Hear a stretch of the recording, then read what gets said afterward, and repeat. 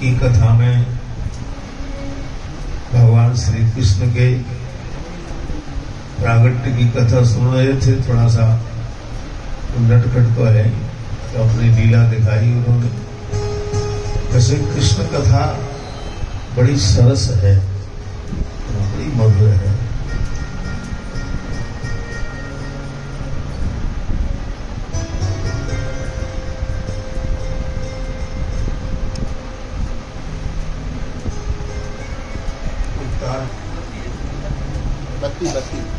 ये कृष्ण कथा बोले निवृत्त तरसैरुपगीयमाना, निवृत्त तरसैरुपगीयमाना भवौखदाक्षोत्र मनोभिरामा,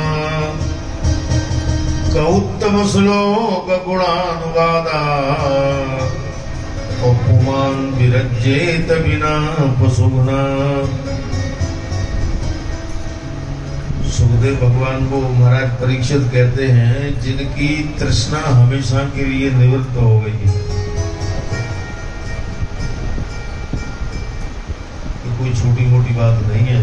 तृष्णा निवृत्त हो जाए फिर रह क्या जाता है जीवन में।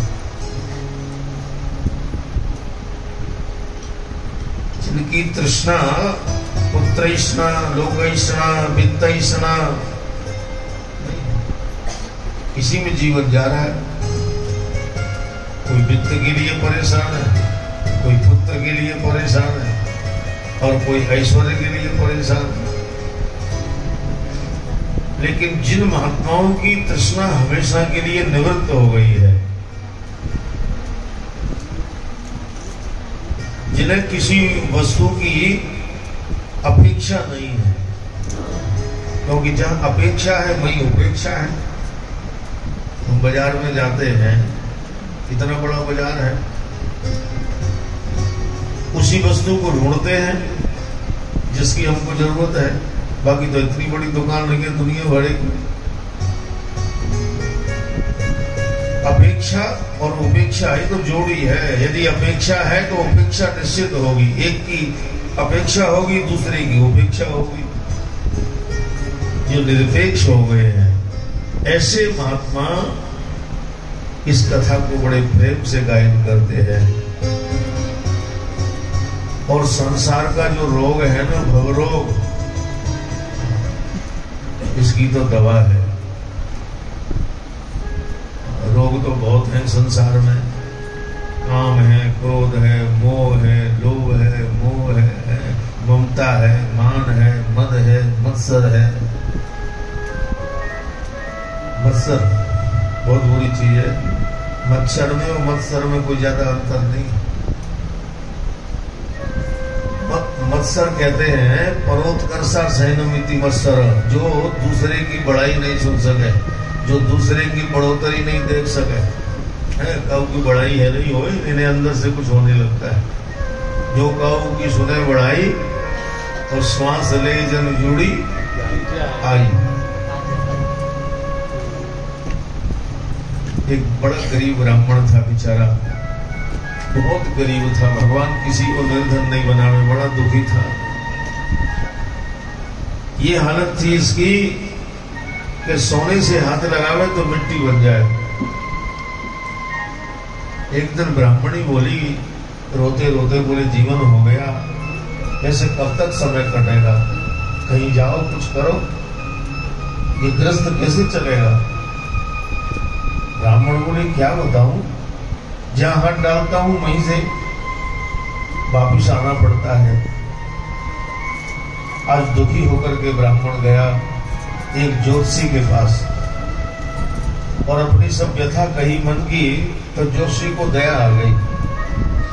उन्होंने देखा, क्योंकि वेद के 6 अंगों में से एक अंग है ज्योतिष, वो सबके पास में नहीं, नेत्र है। उन्होंने ये कहा, बोले कल दिन के ठीक 11:30 बजे यदि तुम उत्तर दिशा की ओर जाओगे, यात्रा करोगे, तो ऐसा योग बन रहा है कि इतनी संपत्ति कमा के लाओगे तो तुम राजा बन जाओगे। खुश हो गया ब्राह्मण, थोड़ी देर के लिए तो राजा बन ही गया। घर आकर के पत्नी से, ब्राह्मणी से कहा कि अब चिंता करने की जरूरत नहीं है। ऐसा सुंदर मुहूर्त बताया है, ज्योतिष जी ने कल 11:30 बजे मैं उत्तर दिशा की ओर जाऊंगा, इतना धन कमा के लाऊंगा कि राजा बन जाऊं। स्त्री का स्वभाव होता है, वो अपने अंदर कुछ रख नहीं पाती है। ब्राह्मण इतनी खुश हो गई कि तुरंत पड़ोसन के यहाँ पहुंची और जाकर के बोली, बहन तुझे कुछ मालूम है? कहा? बोले अब हमारे दुख दूर हो गए, मेरे पति कल उत्तर दिशा की ओर जाएंगे 11:30 बजे, इतना धन कमा के लाएंगे कि हम राजा बन जाएंगे। उसने तो अपनी खुशी बताई थी, पर पड़ोसन के आग लग गई सुनते। हालांकि कोई कमी नहीं थी। जब ब्राह्मणी वापिस आ गई तो इसके पति आए, पति से बोली, तुम्हें कुछ मालूम है मोहल्ले में क्या हो रहा है? कल पड़ोसी राजा बन जाएगा, तुम यहाँ के यहीं रह गए। पति बोला, तू चिंता क्यों करती है? राजा तो जब बन जाएगा जब घर से निकल जाएगा, मैं जाने नहीं दूंगा। देखो, अपनी पॉकेट में कुछ होगा तभी ना किसी को दे सकते हैं। दूसरे को दुख देने के लिए पहले दुख इकट्ठा करना पड़ेगा।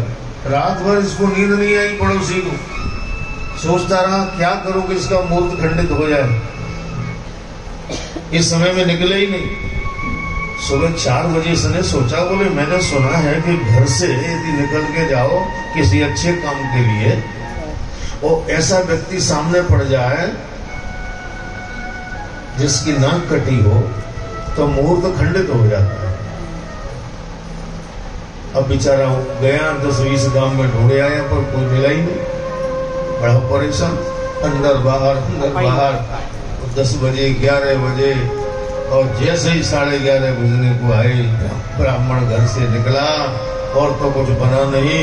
इसने चाकू लेके उसके सामने खड़े हो गए, अपनी नाम गोविंदा नमो नमः। बोले मेरी कटे तो कट जाए, पर तू राजा नहीं बन जाए। ये है मत्सर,